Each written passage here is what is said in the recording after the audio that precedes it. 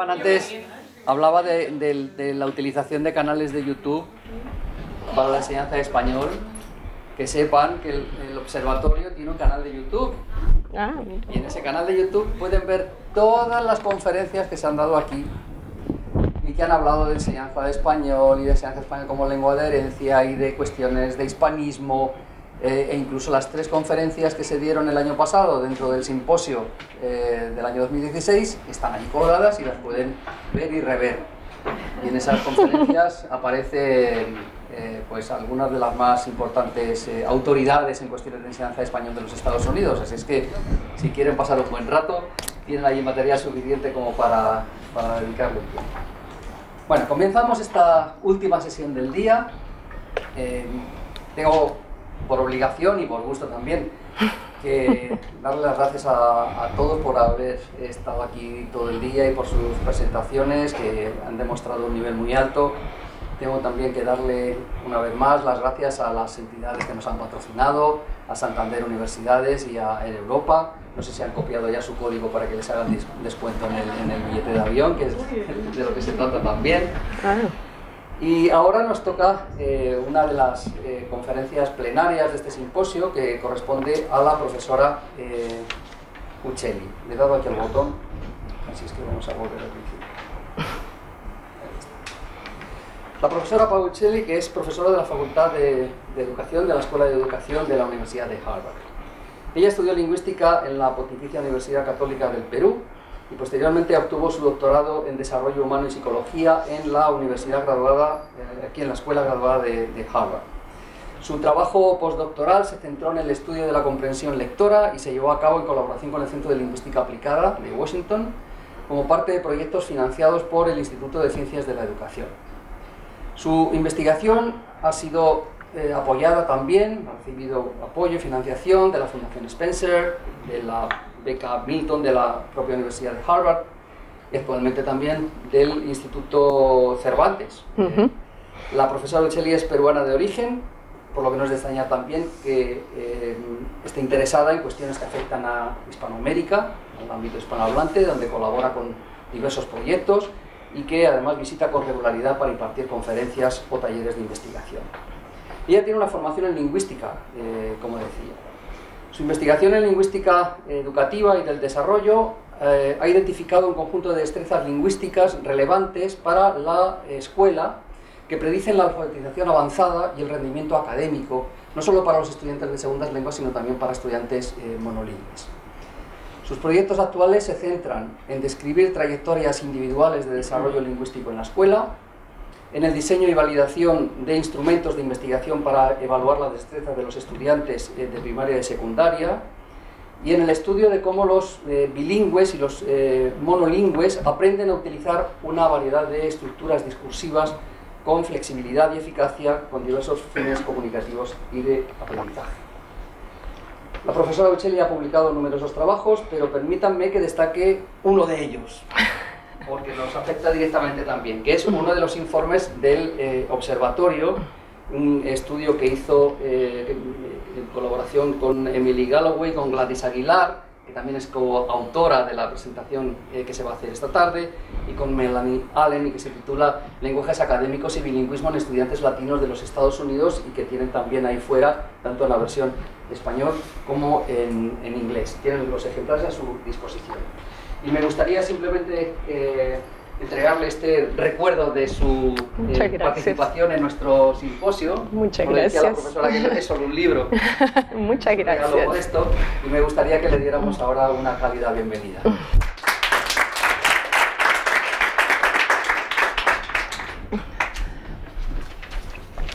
Acá entonces.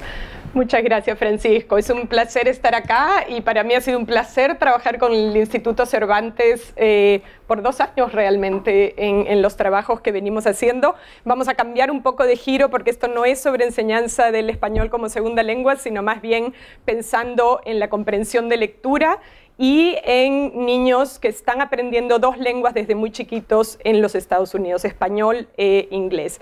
Esta conferencia, como decía Francisco, la hemos preparado con mi alumna Gladys Aguilar, que es mi alumna del doctorado, pero que está ahora tomando los exámenes generales, así que la pobre no podía estar acá con nosotros. Entonces, quiero empezar haciendo una reflexión sobre lo que Kosonen llama el continuo multilingüe y cómo, claro, cuando aprendemos lenguas extranjeras tomamos la opción de aprender o no una lengua extranjera, pero hay muchas familias que viven en minorías, en comunidades de minorías lingüísticas, para las cuales esa decisión es inevitable. Hay gente que los que hablan inglés y son hablantes nativos del inglés, hablan el inglés al nivel local, al nivel nacional, al nivel regional y al nivel global. Es la misma lengua en todos esos niveles. Hay muchas familias, hay muchos niños cuya lengua local puede ser el quechua, por ejemplo, y que entonces están enfrentados inevitablemente a la decisión de qué otras lenguas aprender y cuál es la óptima combinación de lenguas y dónde ponen sus esfuerzos en la escuela y en la casa. Y curiosamente suele ser, o no curiosamente, obviamente suele ser que a nivel global las lenguas tienen un valor económico mayor. Si uno habla inglés, entonces hay más oportunidades económicas. Pero a nivel local lo que tenemos es una identidad muy marcada por la lengua de la familia y por la lengua del hogar y del crecimiento. Entonces lo que pasa en Estados Unidos ahora es que hay como un nuevo resurgimiento de los programas bilingües de inmersión dual.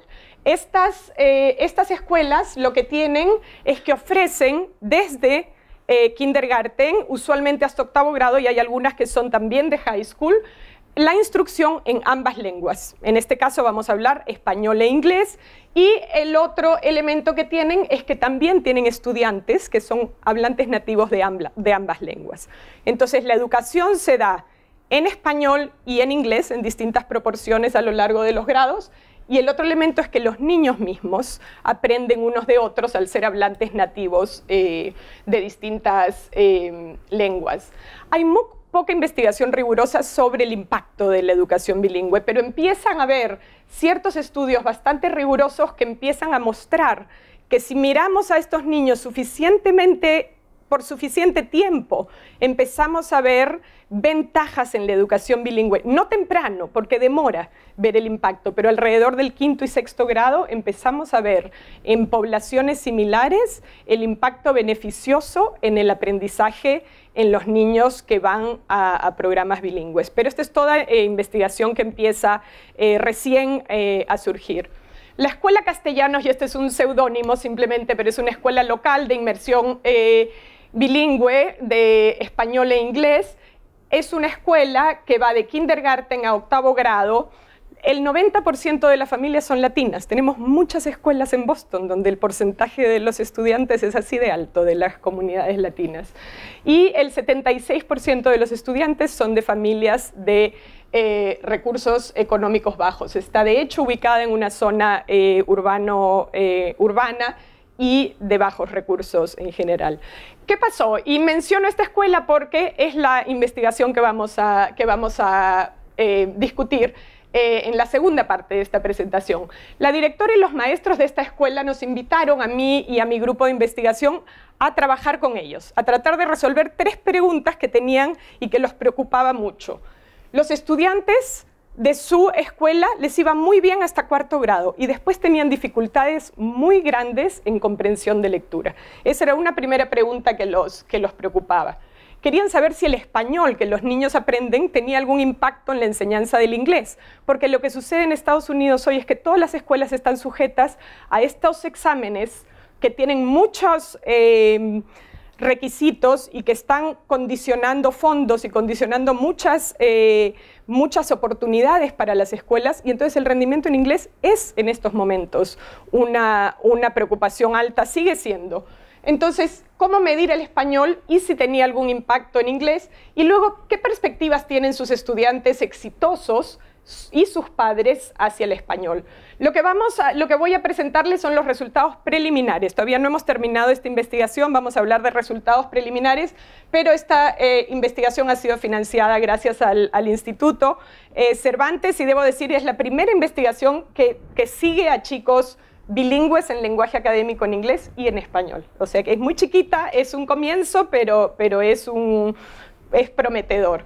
Entonces lo que les voy a presentar hoy es el problema de la comprensión lectora. ¿Qué cosa pasa con la comprensión lectora? Y luego voy a presentarles la investigación que yo he venido realizando en los últimos años sobre el desarrollo del lenguaje académico. Esta investigación yo la he hecho en inglés en escuelas monolingües y en español en escuelas monolingües en Perú, Chile, Colombia. Vemos patrones muy similares. Y luego les voy a contar sobre el estudio de estos niños bilingües de la escuela castellanos. ¿Ok? Queda claro más o menos el panorama y después unas consideraciones finales. Entonces, el problema que inspira mi investigación es por qué tantos adolescentes no entienden lo que leen. Esto, déjenme decirles, es como el problema de llegar a la luna en la educación. Tenemos un problema muy grave de grandes proporciones de estudiantes que no entienden lo que leen hoy en la escuela.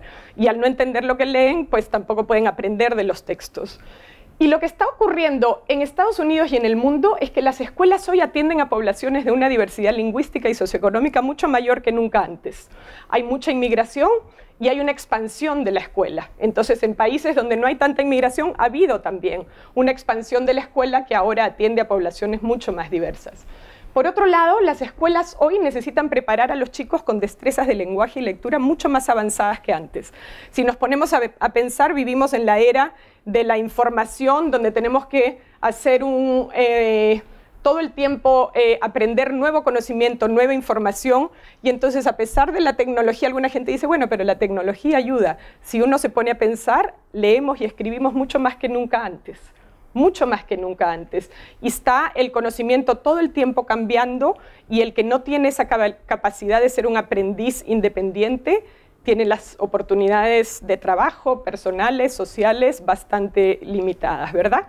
Entonces, estos son los retos de la escuela de hoy, y sin embargo, lo que vemos en los lectores de hoy, en los Estados Unidos tenemos que el 64% de los estudiantes de cuarto grado y el 66% de octavo grado no alcanzan el nivel de lectura esperado. Y cuando la gente me dice, ¿tú dices que no alcanza o que alcanza? No, no alcanza. O sea, tenemos más de la mitad de los estudiantes en este país que no llegan al nivel de comprensión esperado.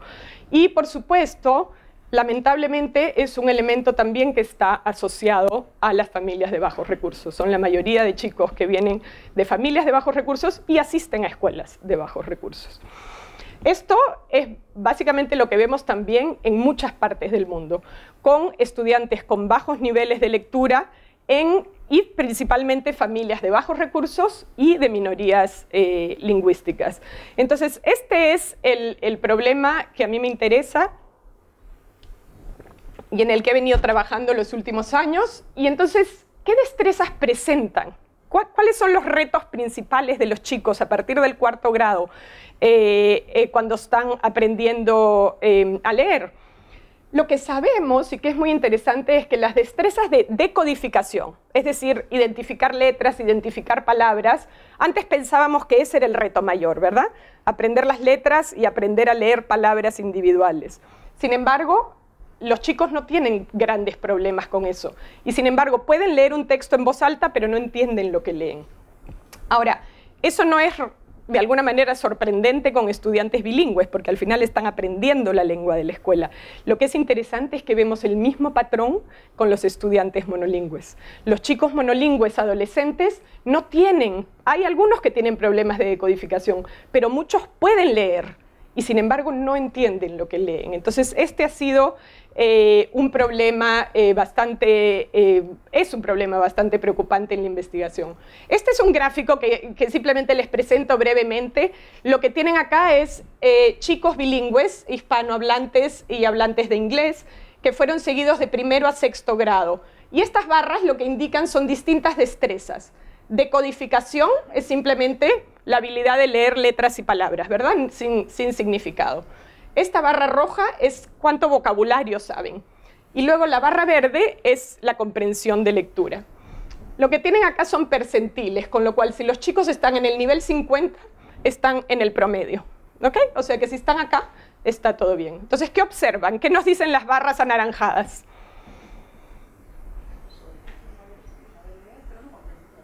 Bueno, exacto. Este gráfico de alguna manera resume lo que sabemos de la investigación hoy en día. Los chicos pueden decodificar, no tienen problema. Estos son chicos bilingües de familias de bajos recursos. Y sin embargo, ¿qué cosa pasa? Miren la comprensión de lectura.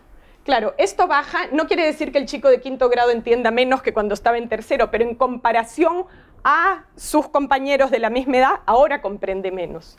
¿Por qué hay esta diferencia? Lo otro que vemos es un vocabulario muy bajo. Entonces, este gráfico de alguna manera representa que no es la decodificación, que hay algo más. Ahora, estos son niños bilingües. Si uno los ve en la cafetería, si los ve en el patio, son chicos que hablan inglés muy fluidamente. Entonces, los maestros nunca piensan que es el inglés. Piensan que los chicos no tienen capacidad, piensan que los chicos necesitan apoyo de problemas de aprendizaje. No piensan que es el inglés porque ven que son niños fluidos. Entonces, ahí es donde el trabajo que yo estoy haciendo es tratar de identificar este lenguaje como el lenguaje académico. Es decir, el lenguaje que utilizamos en el día a día en la conversación es un lenguaje muy diferente del lenguaje que encontramos en los textos. Y para muchos niños, este lenguaje de los textos representa un verdadero obstáculo. Vienen con sus lenguajes, con su lenguaje de la casa, como todos los niños, y se encuentran con un lenguaje de rasgos muy complejos que a la vez los maestros no identifican como problema, ¿verdad? Entonces, lo que hemos visto, la investigación se ha enfocado en varias dimensiones. Por 10 años el Departamento de Educación ha financiado intervenciones de muy distinto tipo. Enseñar a leer, decodificación, estrategias de comprensión, predecir, resumir, vocabulario y conocimiento previo y motivación. Pero todo esto todavía no resuelve el enorme problema que tenemos y los chicos siguen estando por detrás. Y entonces el lenguaje académico ha surgido como otra área nueva, pero el lenguaje académico, más allá del vocabulario, nunca se había operacionalizado. No sabía, decíamos sí, el lenguaje académico, pero no habíamos identificado las destrezas, ¿verdad? Entonces, realmente, mi investigación previa, o mi investigación ahora también, se dedica a tratar de identificar cuáles son esas dificultades de los textos que los chicos adolescentes encuentran. Y entonces, perdón, ahí hay algunas cosas que quedaron del inglés, pero esta es una audiencia bilingüe, así que no habrá tanto problema. Pero el constructo que nosotros hemos trabajado por varios años es este constructo que llamamos CALS, o habilidades de lenguaje académico.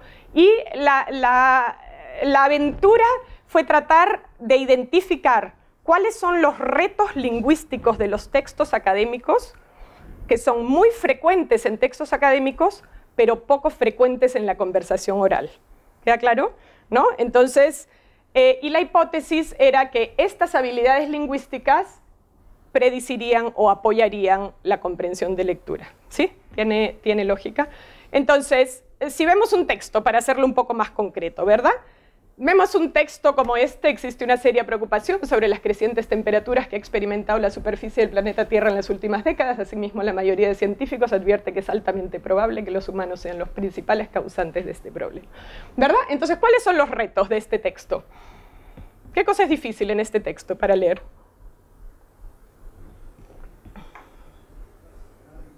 ¿Perdón? Frases largas, ¿qué más?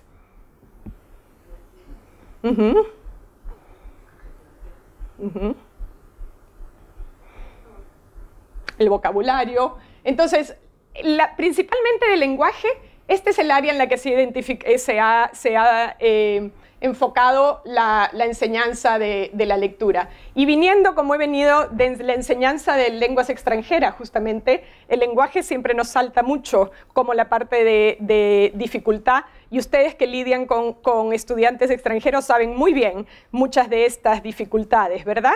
Curiosamente, en entornos educativos de primera lengua, esto no es visible necesariamente, ¿verdad? La gente no necesariamente reconoce estas dificultades. Los conectores, alguien dijo por acá también, las nominalizaciones son muy frecuentes en el lenguaje académico, convertir verbos o adjetivos en nombres complejos.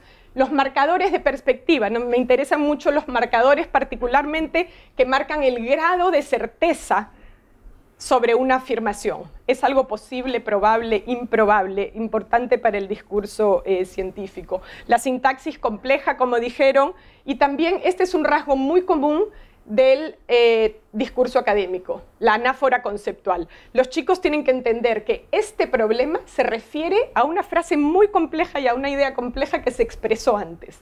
Entonces, toda esta investigación viene de mucha síntesis de lingüística textual, de lingüística funcional, de lingüística del desarrollo, y obviamente, digamos, la parte lógica de la hipótesis es, claro que hay que entender el lenguaje para entender el texto, es obvio. ¿Qué cosa es? ¿Qué hay que investigar sobre eso? La parte interesante era pensar que los chicos pueden tener diferentes niveles de dominio de estas habilidades. Pensamos por mucho tiempo que los niños a partir de 5 años o más o menos ya aprendieron todo el lenguaje necesario, y entonces la hipótesis realmente era, hay diferencias individuales en chicos adolescentes en esta serie de destrezas, ¿verdad? ¿Queda claro el...? Entonces, bueno, tenemos un constructo que básicamente agrupa en 7 dominios las destrezas que ilustré en estos momentos, y es lo que llamamos el famoso para mí, CALS, y que son habilidades clave del lenguaje académico. Y entonces, mucha gente piensa, bueno, pero estas son cosas marginales del lenguaje, ¿verdad? Porque lo importante es el vocabulario. Pero si vemos este ejemplo y si preguntamos, ¿son los humanos los principales causantes de las crecientes temperaturas del planeta? Este ya lo leímos, ¿verdad? La respuesta es simple, en este sería sí, ¿verdad? ¿Qué pasa en el segundo texto, que es exactamente igual, pero que tiene 2 cambios muy pequeños en los conectores y en el marcador de perspectiva? ¿Cuál es la respuesta del segundo? Aquí no, ¿verdad? Lamentablemente un debate que parece que existe todavía, pero bueno. Pero entonces, por supuesto, estos son manipulados, no son textos auténticos, pero digamos, estos marcadores que aparecen marginales al lenguaje cumplen definitivamente un rol importante en la lectura. En nuestra investigación con chicos en Perú, Chile, Colombia, lo que vemos es que los chicos, incluso en 8º grado, solamente el 40% de los chicos conoce la expresión no obstante. Estamos hablando de 8º grado, estos son chicos de segundo de secundaria.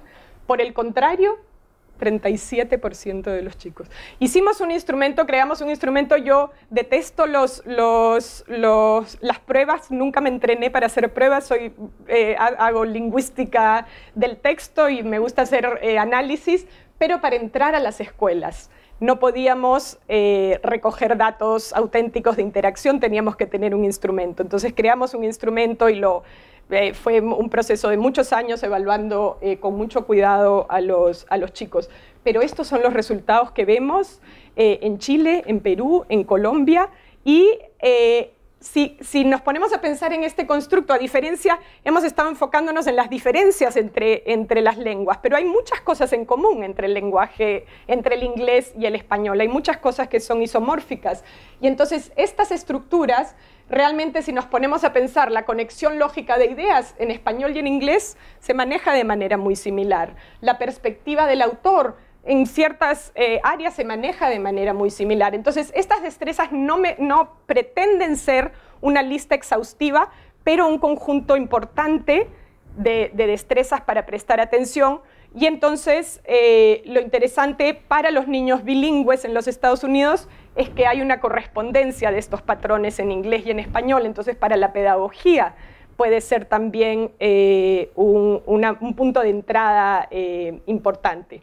Si vemos un texto en inglés, vemos básicamente el mismo análisis con las mismas. Por supuesto que hay diferencias entre el inglés y el español, yo no pretendo decir que no, pero estamos enfocándonos acá en un subconjunto de destrezas altamente útiles. Cuando nosotros decimos lenguaje académico, a veces la gente dice, "Ay, ¿cómo estudias eso?", pero si el lenguaje académico es lo que es, ¿no? Es como que tienen la reacción de que es lo rebuscado, lo oscuro, no, nos enfocamos realmente en estas destrezas que son de alta utilidad.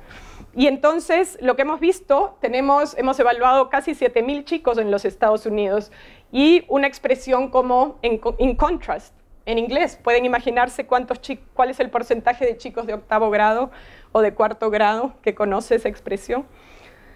tenemos resultados, menos de la mitad de los chicos entienden. Entonces es paradójico porque son precisamente los rasgos textuales que están puestos en un texto para facilitar la comprensión los que causan los que se convierten en obstáculo para los chicos, ¿verdad?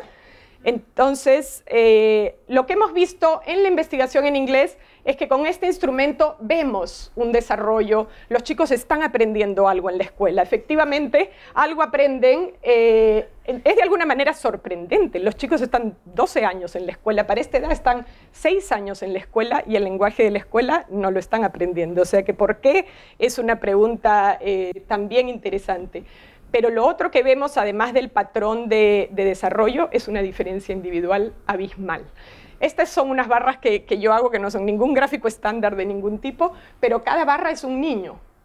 Y este es el nivel de lenguaje académico. O sea que los podemos imaginar sentados en una clase y la maestra asume cierto nivel de conocimiento y hay niños que incluso la explicación del maestro puede ser compleja, ¿verdad?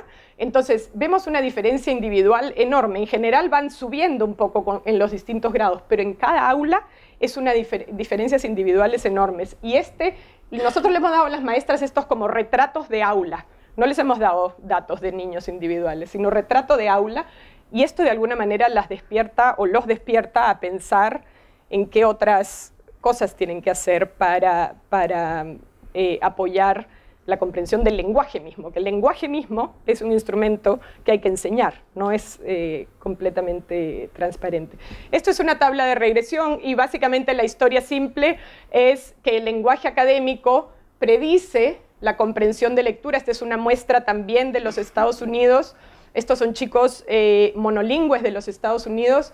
El lenguaje académico predice la comprensión de lectura. Y lo otro que es interesante y en lo que estamos enfocados ahora es que en un modelo de regresión, cuando uno mete un predictor y otro se vuelve no significativo, quiere decir que hay una relación interesante ahí. Básicamente la historia parece ser que esta destreza, este conjunto de destrezas del lenguaje académico, de alguna manera capta las destrezas que están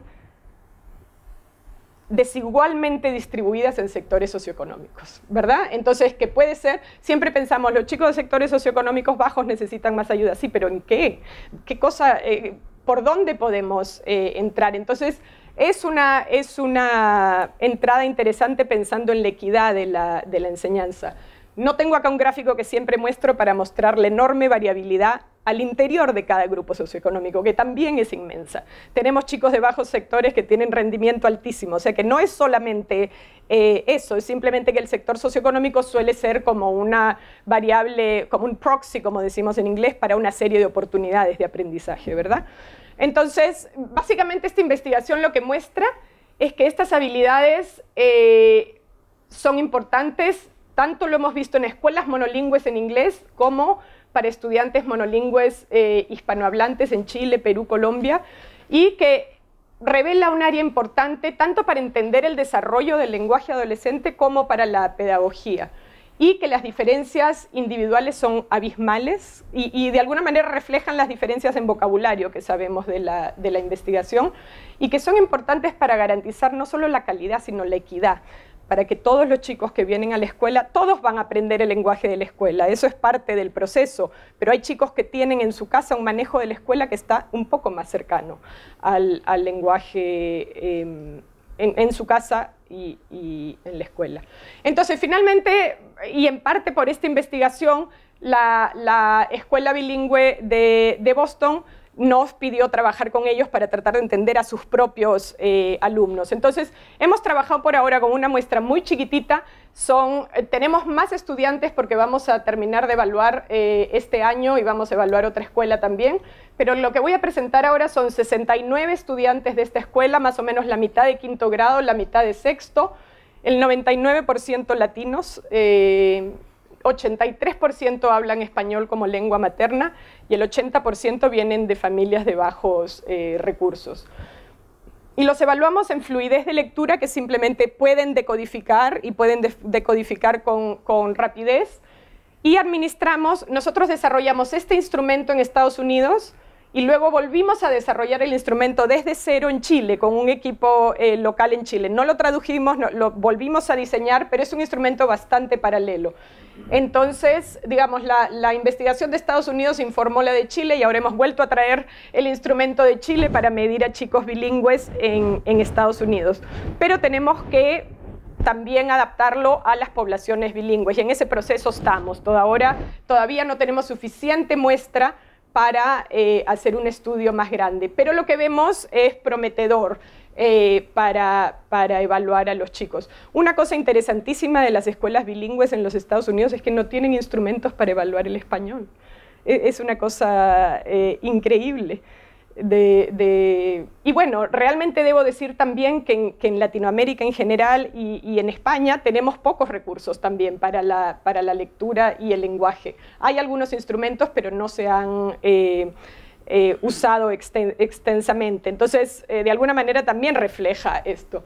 Lo que hemos encontrado es muy parecido a lo que vemos en las poblaciones hispanohablantes y angloparlantes, pero por primera vez tenemos estos datos tratando de medir a los chicos bilingües en ambas lenguas en lenguaje académico propiamente dicho. Entonces, lo que vemos es, este es el 5º grado, este es el 6º grado, este es el español académico y el inglés académico. ¿Qué observan?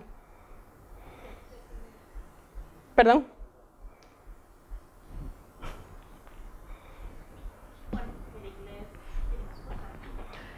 Una cosa interesante es que lo que vamos viendo, y todavía no están calibrados estos instrumentos, pero son muy parecidos, que los chicos suelen tener puntajes más altos en inglés.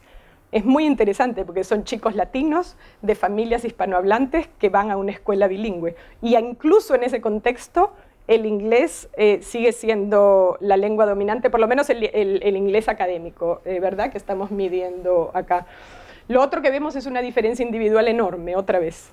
Diferencias individuales enormes, pero a nivel individual vemos que estas barras son el inglés y en casi todos los casos el inglés es más alto que el español. Y ese trabajo todavía nos falta hacer psicométricamente análisis para ver qué tan válidos son esas comparaciones. Pero en general esto coincide con los reportes de los maestros también, que sienten exactamente tienen la misma impresión de que los chicos manejan más el inglés que el español. Y lo que vemos que ha sido interesante en esta investigación es que el instrumento que mide el lenguaje académico en español predice la comprensión de lectura en inglés. Y entonces esto es muy importante para la educación bilingüe porque muchos de los argumentos son no podemos perder el tiempo enseñando español si los niños tienen que aprender inglés. Bueno, pero si nosotros podemos demostrar que al enseñar español también estamos contribuyendo al aprendizaje del inglés, hay 1000 razones más para aprender español, pero esta es una importante en estos momentos en la educación en el país. Y por supuesto, el instrumento del lenguaje académico en inglés predice la comprensión en inglés. Entonces, tenemos igual el modelo de regresión, tenemos muy poquitos estudiantes en este momento, pero al final del año vamos a tener más para ver si logramos replicar estos datos. Pero lo que es muy interesante para nosotros es haber logrado medir las diferencias individuales en estas poblaciones y poder medir separado el inglés y el español y ver cómo se relacionan, ¿verdad? Entonces, los resultados de esta investigación básicamente resaltan que el lenguaje académico es un área importante, que el dominio del español académico contribuye a la comprensión de lectura del inglés, y que incluso en el caso de estudiantes latinos que hablan español en su casa y asisten a escuelas bilingües, parece ser que el dominio del inglés académico es más alto que el del español, ¿verdad?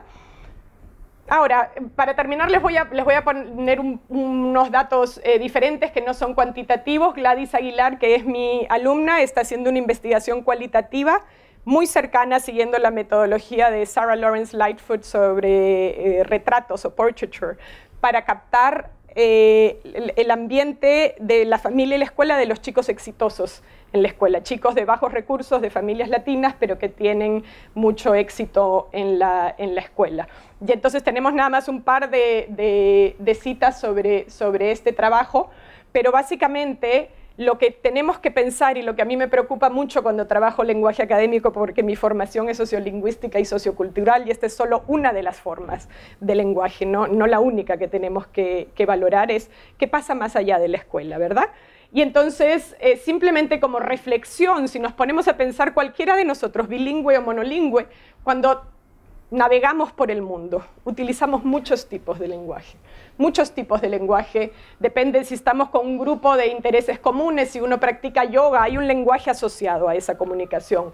En nuestro trabajo hay un lenguaje asociado, ya seamos arquitectos o costureras o abogados.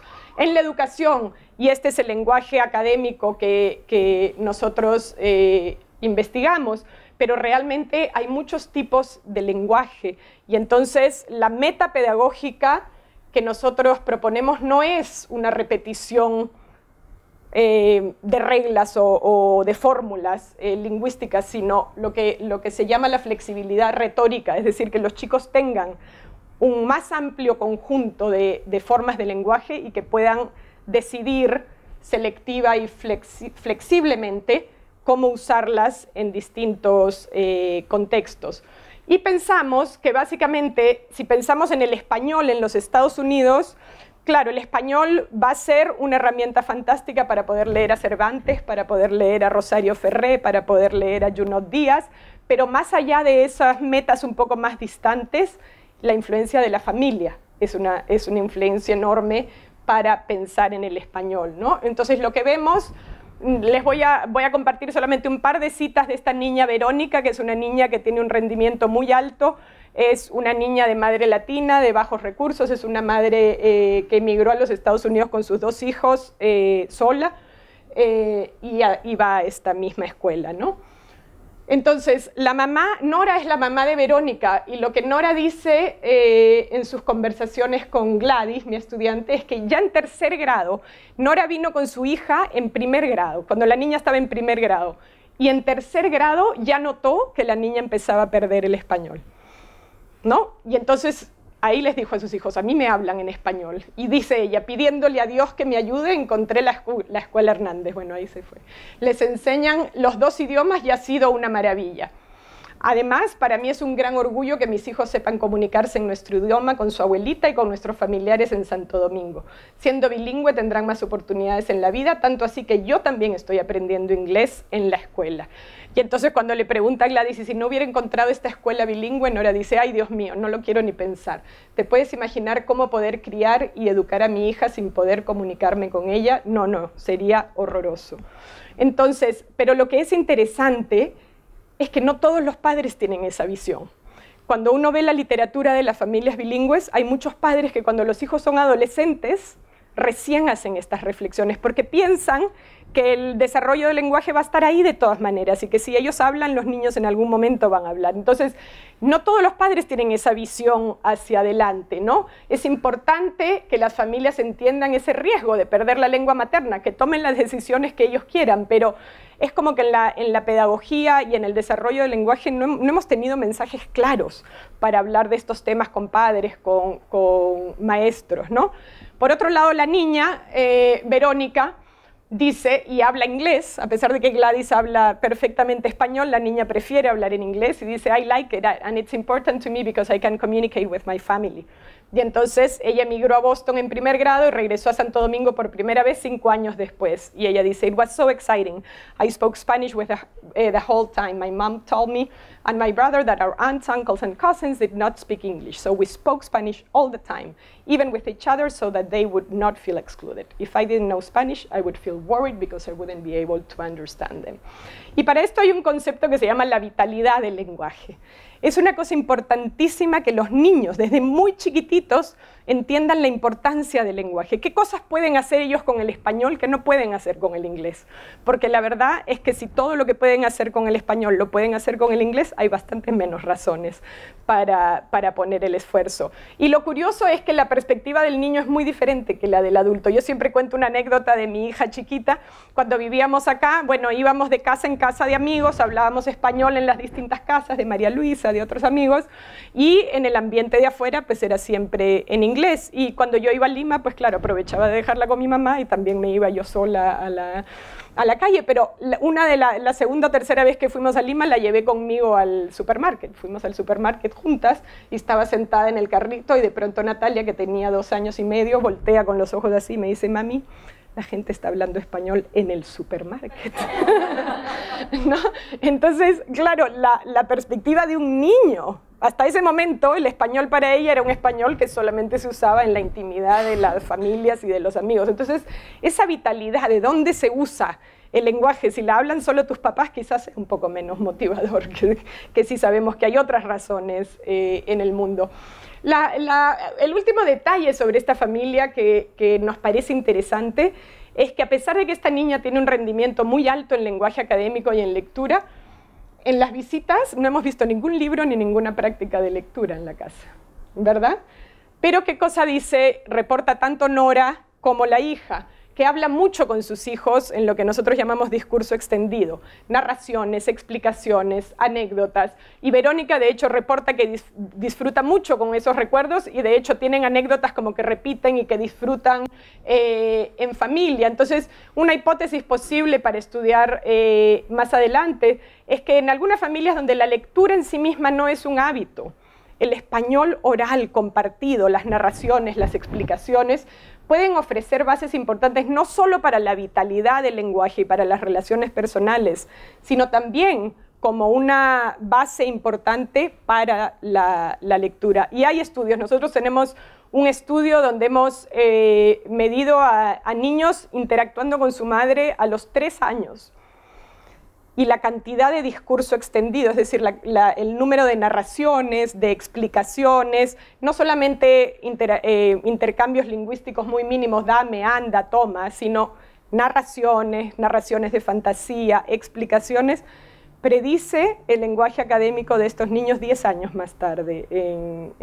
Entonces, no es que sea determinismo, es que suele ser que el ambiente lingüístico de las familias no cambia, ¿verdad? Suele ser ese mismo ambiente por muchos años. Entonces, es posible que en familias no lectoras haya otros mecanismos de apoyar el lenguaje. Entonces, simplemente pensando en implicaciones pedagógicas de esto es pensar en puentes lingüísticos, de lenguaje oral al lenguaje escrito. Una de las intervenciones más prometedoras hoy en día y en la que estamos trabajando es discusiones de textos en el aula, ¿no? Que haya un mediador que preste atención al texto, del español académico al inglés académico y viceversa. Esta escuela está ahora trabajando con este constructo y tratando de desarrollar como un metalenguaje en las distintas áreas de contenido y en los distintos grados para enfatizar los mismos elementos en las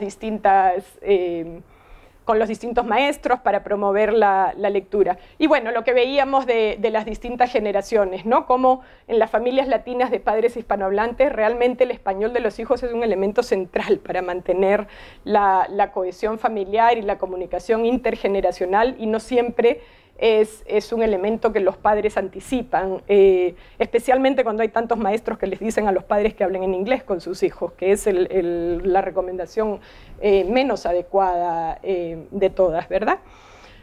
Y nada, para terminar, la paradoja del pequeño mundo que a mí me gusta, que es la de David Perkins, dice: el mundo se está volviendo cada vez más pequeño y cada vez más interconectado, pero a la vez nuestros mundos individuales se están volviendo cada vez más grandes y más diversos, ¿verdad? Y entonces, realmente los estudiantes bilingües y biculturales son los chicos que tienen esas destrezas que podemos potenciar para navegar esos lenguajes y culturas, no solo en el mundo, sino también en Estados Unidos. Hay una mirada muy de déficit todavía sobre el bilingüismo en los Estados Unidos, y es un canal por el cual tenemos que cambiar esa perspectiva. Y la meta que nosotros proponemos en la pedagogía es lo que llamamos la flexibilidad retórica crítica, es decir, no que aprendan el lenguaje académico como una fórmula, sino más bien expandir los recursos del lenguaje y hacer a los chicos reflexionar sobre el contexto y el lenguaje y las distintas opciones. Si quieren romper las reglas convencionales, bienvenidos, pero sobre la base de una decisión informada y de una reflexión, no porque no tienen los recursos del lenguaje. Y termino con esta cita de Junot Díaz, que a mí me gusta mucho, si vamos a hablar de romper las reglas convencionales del lenguaje, y con eso terminamos, Francisco.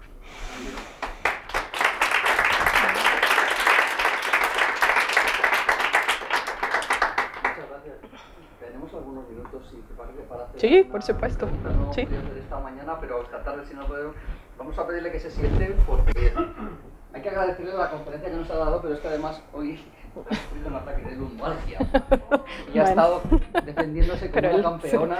Sí, bueno, no, nada, el Advil hace maravillas. La oportunidad de responder a sus preguntas desde la silla. ¿Preguntas? Sí, fascinante, fascinante. Tuve la suerte hace décadas, muchas, no voy a decir cuántas, de asistir a un colegio donde desde los 4 años nos daban dosis diarias de 2 horas de francés, o sea que íbamos. Pero también nos enseñaban mucha gramática, no en francés, sino en inglés, mucho vocabulario, o sea, de una manera formal, anticuada, seguramente, y muy eficaz. Y claro, a base de mucha lectura también, y en relación a la lectura. Decías al comienzo que, de tu charla, que leemos más ahora, bueno, sí, el día de hoy. Pero ¿qué tipo de lectura es, verdad? O sea, leer en internet, leer boletines leer tweets, leer ese tipo de cosas no es lo mismo. Exacto, ¿no? exacto. Pero ¿podrías matizar un poco? Sí, sí. Bueno, hay la cuestión de leer más por una parte, y me interesaría saber lo que has observado en pedagogías distintas de enseñanza de gramática, de enseñanza de léxico, ¿no? Bueno, sí, definitivamente cuando yo digo leemos más, claro, hay una profesora que trabaja con nosotros que dice, hoy día los chicos tienen que saber leer para poder tener amigos, porque hasta en el texto tienen que estar, pero claro, justamente son una diversidad enorme del tipo de texto que leemos.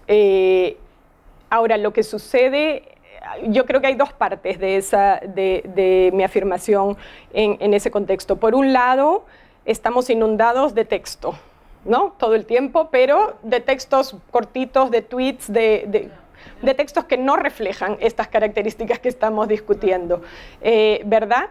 Por otro lado, vivimos en una sociedad del conocimiento, o de la información, para ser más exactos, donde el conocimiento se renueva todo el tiempo. Entonces, la necesidad de saber leer es más importante que nunca antes. Es mayor que nunca, ¿no? Por un lado tenemos esa necesidad de poder ser aprendices independientes, que es mucho mayor, y hay documentos bastante persuasivos que demuestran cómo hoy en día con una educación de high school no estás preparado realmente para las demandas de la sociedad moderna, que requiere resolver problemas complejos, destrezas de comunicación complejos. Entonces, la necesidad de saber leer y de aprender de un texto es mayor que nunca antes, ¿verdad? Pero, sin embargo, como tú dices, Mary, realmente lo que pasa con los chicos es que no están expuestos a la lectura extensa. Ahora, hay varios aspectos en ese sentido que a mí me preocupan. Yo no tengo nada en contra de la tecnología, pero lo que vamos viendo, a mí lo que me preocupa es que la tecnología reemplace el discurso extendido, que reemplace la lectura por un lado y que reemplace la conversación, que es el otro ambiente donde los chicos aprenden estructuras un poco más complejas, en la conversación extendida de ideas, ¿verdad? Entonces, digamos, Shirley Bryce Heath tiene una investigación que dice, ella hace una etnografía y encuentra que en el año 1979, en promedio, los padres con los chicos, o de 8 años o adolescentes, una tarde del sábado pasaban 89 minutos conversando. Y vuelve y claro, ya son los nietos de estas familias o los sobrinos, en el 2009, y encuentra en la misma situación 8 minutos de conversación. Entonces, no solamente no leemos, tampoco conversamos extendidamente. Entonces, y la escritura, exacto. Entonces, por otro lado, en la investigación, de acuerdo a tu pregunta, en los últimos 10 años ha habido un avance enorme de la enseñanza de vocabulario. Tenemos muchas estrategias para enseñar vocabulario a chicos monolingües, a chicos bilingües, hay muchas estrategias muy productivas. El tema de la gramática es un tema muy diferente. Hay básicamente un consenso en la investigación que la enseñanza de la gramática no mejora ni la comprensión de lectura ni la escritura. En mi opinión, es una investigación que no está realizada como debería ser realizada, ¿no? Sino es una comprensión de la enseñanza de la gramática, digamos, divorciada quizá de la lectura o de la escritura. Lo que vemos en escuelas de alto nivel es que la atención a la gramática para leer y para escribir es enorme, como tú describías, ¿no? Entonces, yo creo que por ahí hay que enfatizar. Es una cosa que se volvió muy política en un momento, la enseñanza de la gramática en la educación. Sí, por ahí hay otra pregunta. Sí. Lo que mencionabas al final, que las habilidades lingüísticas no solamente se consiguen con la lectura, sino que también la transmisión oral, es decir, haber escuchado un discurso oral coherente. No, la terminología lingüística que tú utilizas, no, el discurso extendido, creo que lo bueno, pues en mi caso sí, yo recuerdo que he crecido en mi casa. Mi madre es una narradora excelente. Todas las comidas, como comíamos mal, nos contaba historias. Historias completas. Entonces, de alguna manera, eso sí, yo a nivel individual lo he notado, que me facilita muchísimo mi desarrollo lingüístico. Sí. Entonces, el tema, yendo a lo que es la pedagogía, porque lo que nos interesa ya no es constatar cómo una cosa se consigue, no, sino cómo aplicarla, porque somos educadores. Entonces, todo esto, cómo mejorar esos índices esos malos índices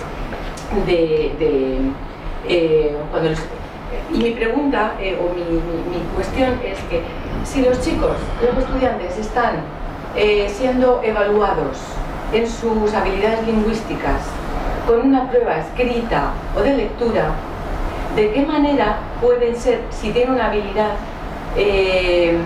lingüística oral, heredada o aprendida, cuál es la conexión entre esas dos cosas, esos dos mundos? No sé si me queda claro. Sí. La pregunta. Didácticamente, ¿cómo se puede hacer ese link, ese puente? Sí. Sí, no, y me encanta la pregunta. Primero, porque cuando decimos que los adolescentes son malos lectores, estamos hablando de malos lectores de lectura académica. Hay investigaciones que demuestran que leen manuales complejos de videojuegos y que leen otras revistas complejas y sin embargo no se hace ese puente, ¿verdad? ¿Cómo hacer ese puente? Por otro lado, la validez de este instrumento, a pesar de ser una prueba escrita, hicimos muchísimo trabajo con estudiantes de cada grado, hablamos con muchos chicos para verificar la validez del instrumento, que no fuera que por ser escrito el chico no podía demostrar lo que sabía. Y yo soy muy escéptica de las pruebas, fuimos como muy en detalle, entonces tengo la confianza de decir que yo creo que esto refleja el conocimiento del lenguaje. Lo que no refleja en absoluto son otras habilidades complejísimas que los chicos pueden tener a nivel oral, a nivel de ironía, a nivel de chiste. De hecho, estamos trabajando con un grupo en México, Karina Zimmerman tiene una prueba de chistes, ¿no? Tú la conoces, para tratar de ver cuáles son otras maneras de captar esas habilidades lingüísticas que los chicos tienen, de alguna manera naturalmente juegan mucho con el lenguaje, pero captar eso por un lado y después entender cómo se hace el puente, pero lo interesante en el desarrollo del lenguaje que entendemos ahora es que puede ser muy hábil con el lenguaje en un área y no en otra, ¿verdad? Y los académicos también podemos ser muy hábiles en algo y de pronto somos pésimos contando chistes. O sea, funciona en ambas direcciones, ¿no es? Pero es un tema que a mí me interesa mucho porque siento que este trabajo de lenguaje académico puede contribuir muy lejos de lo que yo intento, a crear una visión de déficit. Y a mí lo que me interesa es justamente decir, bueno, esto es un contexto específico en el que tenemos que ayudar a los chicos. Así como enseñamos matemáticas, pues hay que enseñar el lenguaje de la escuela, ¿verdad? Pero sí, es como el próximo paso, así que si tienes ideas. Otra pregunta, la verdad es que me parece fascinante todo lo que has hablado y además me ha dado la clave de algunas cosas que me pasan a mí en la clase. Yo enseño a adultos que hablan español perfectamente, incluso ellos son maestros de español. Y después cuando realizan los trabajos académicos no son buenos. Pero en cambio pueden hacer unas presentaciones orales bien buenas y escriben trabajos académicos en inglés buenos. Pero es cuando el trabajo académico tiene que ser en español. Entonces les pasa eso que estás tú viendo que ocurre en el quinto o sexto grado. Pero yo ya te estoy hablando de adultos. ¿Qué podemos hacer para remediar eso o ayudar de alguna manera? Porque a mí eso me resulta difícil. Eso, cómo no cambiar o cómo ver un progreso, cómo mejorar esos trabajos ya cuando uno ya es adulto y no ha tenido una escolarización en la que se desarrolla ese discurso extendido, hablado o escrito. Claro, y es que...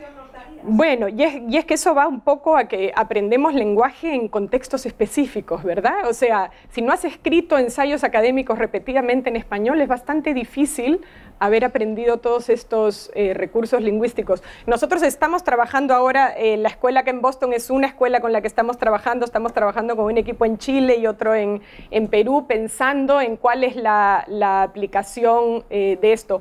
Yo pienso que incluso hablar de estas expectativas del lenguaje, que son bastante invisibles normalmente, ¿verdad? Cuando nosotros lo vemos decimos, claro, sí, hay que conectar lógicamente las ideas, hay que expresar las ideas concisamente, con precisión, hay que tener una actitud reflexiva, pero nunca hablamos con los chicos, por lo menos en la escuela elemental o media, de estas expectativas. Yo pienso que un metalenguaje para hablar de estos elementos y quizá incluso hacer la transferencia del inglés al español en estos casos, porque si bien las demandas comunicativas del lenguaje académico son similares en inglés y en español, necesitas aprender el recurso específico de la lengua también para realizar esas demandas, ¿verdad? Entonces quizá haciendo ese puente, eso es lo que está intentando ahora la escuela con la que estamos trabajando, generar este metalenguaje y, digamos, hacer una secuencia de lectura, discusión, escritura y volver a la lectura, enfatizando aspectos de este constructo, pero siempre guiados a la comunicación, no necesariamente, o sea, es el análisis gramatical o lingüístico en función de la escritura o de la lectura o de la comunicación de ideas. Pero bueno, estamos todavía empezando en ese... Sí, al principio has comentado que existían pocos trabajos rigurosos sobre estudios con alumnos bilingües, pero que ya estaban empezando a dar algunos resultados, o había algunos estudios que estaban empezando a dar algunos resultados. ¿Podrías explicar algo más sobre estos resultados? ¿Cognitivos, expresivos, emocionales? ¿De qué tipo son los resultados? Sí, bueno, la investigación en la educación se sigue rigiendo por las pruebas de rendimiento. Está Sean Verdon, está haciendo investigación interesante, y hay un estudio del RAND Corporation que lo que ha hecho, lo que pasa con la educación bilingüe es lo que se llama el problema de self-selection en la investigación, que la gente que va a escuela bilingüe es por naturaleza diferente a la que no va a la escuela bilingüe, pero el RAND Corporation logró hacer un estudio con una lotería, entonces controlan hay un control de ese aspecto, y han seguido chicos hasta sexto grado, y lo que tienen hasta el momento es evaluación de pruebas de comprensión de lectura hasta sexto grado. Y lo interesante, que es un patrón en estos estudios de educación bilingüe, es que en los primeros años no se ve el beneficio. De hecho, los chicos suelen estar un poco retrasados en el rendimiento si los comparas a chicos de escuelas monolingües. Pero si llegas a la escuela media, a partir del sexto grado, que es donde está el estudio del RAND Corporation, entonces ven las diferencias de rendimiento en comprensión de lectura en inglés más altas que en los chicos comparables de escuelas monolingües. Ahora, lo otro que debo resaltar es que la investigación sobre el impacto de la educación bilingüe rigurosa es muy poca. La investigación sobre el desarrollo del lenguaje bilingüe, hay mucha investigación en ese aspecto, ¿no? Entonces es diferente seguir el desarrollo de los niños bilingües que ver el impacto de la educación bilingüe. Y ahí está muy demostrado el beneficio, digamos, de la primera lengua a la segunda lengua a lo largo del desarrollo. ¿Queda claro? Yo tengo una pregunta sobre la variable socioeconómica, ¿no?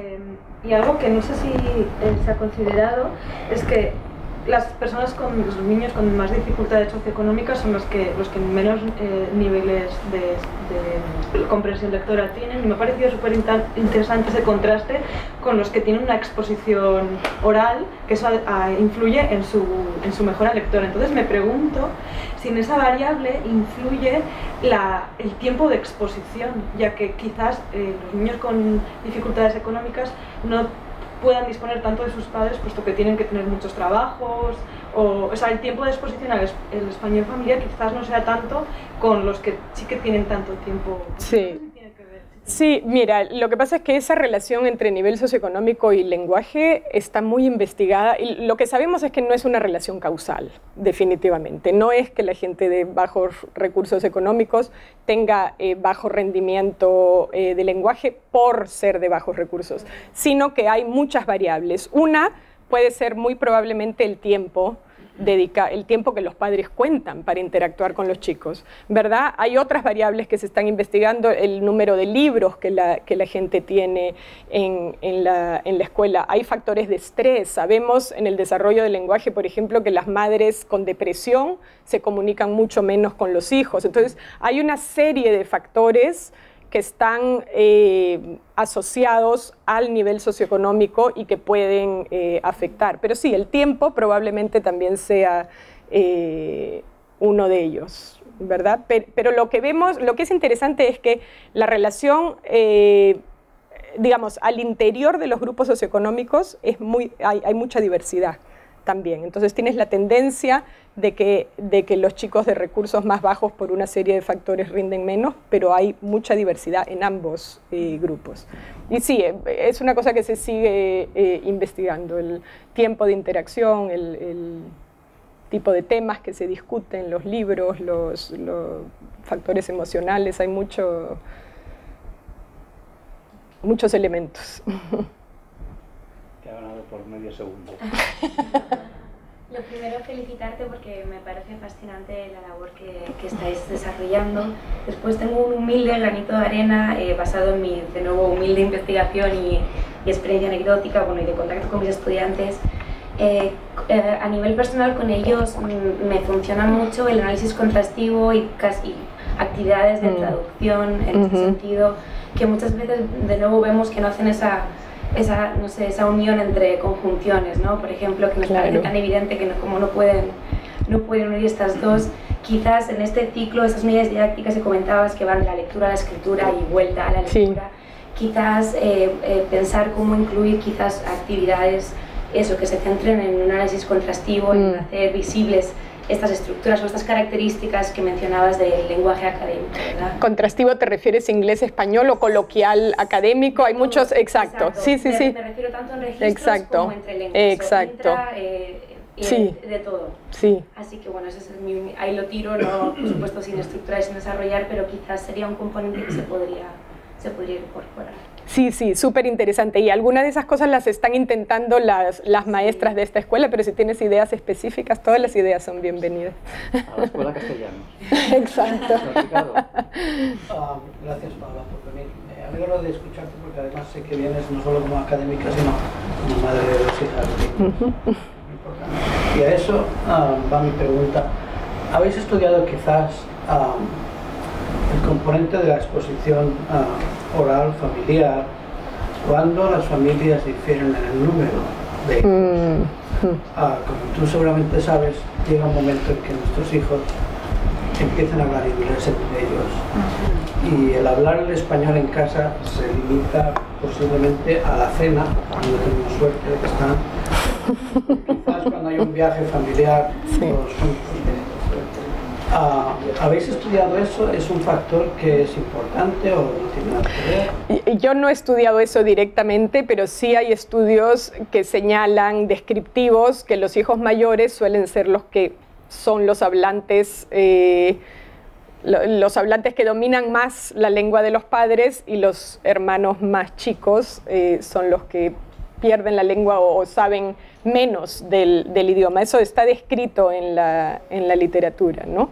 Pero sí, es el reto de las familias bilingües, ¿verdad? Tú lo sabes bien también, pero ahí, digamos, en este reporte de Verónica, claro, los viajes o las comunicaciones, ahora que hay tecnología por Skype o por otros métodos donde realmente el español o la lengua que no es el inglés o que no es la lengua dominante adquiere un valor único con los abuelos, con los primos, es realmente lo que sigue ayudando a que los chicos quieran aprender ese idioma. Esperemos que en algún momento leer a Cervantes y leer a otros textos también, pero sí vemos que el hijo mayor suele ser el que domina la lengua más que los hermanos menores, que ya empiezan todos a hablar en la lengua de la escuela y de los amigos, ¿verdad? Bueno, pues si no hay más preguntas, le damos las gracias. Gracias. Y los invitamos mañana a la sesión. Gracias.